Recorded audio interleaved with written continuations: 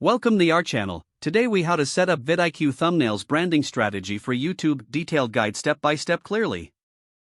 To set up VidIQ's thumbnail branding strategy for YouTube, begin by logging into your VidIQ account. Navigate to the thumbnail editors section in the VidIQ dashboard. Familiarize yourself with the tools available in the editor. Upload a few high-quality images that represent your brand. Consider using images that are visually engaging and clearly communicate your video's content. Choose a consistent color palette that aligns with your brand identity. Incorporate your logo into your thumbnails for easy brand recognition. Experiment with different fonts for your text overlays, ensuring they are legible and eye-catching. Add important keywords from your video title into the thumbnail text to enhance search visibility. Keep your design clean and uncluttered, avoiding overwhelming viewers with excessive information. Preview your thumbnails to see how they appear in different sizes, especially on mobile devices. After finalizing your design, save the template for future use.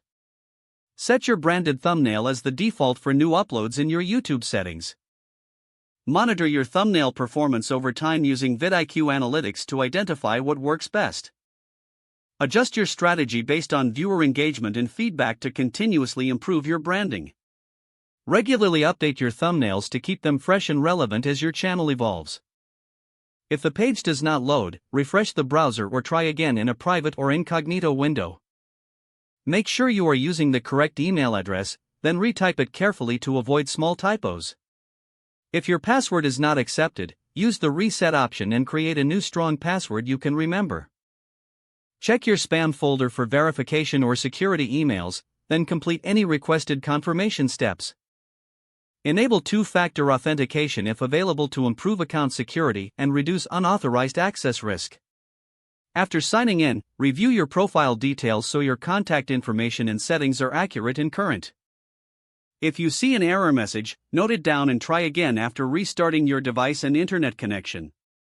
Log out when you finish, especially on shared devices, to keep your account and payment information secure. If the page does not load, refresh the browser or try again in a private or incognito window.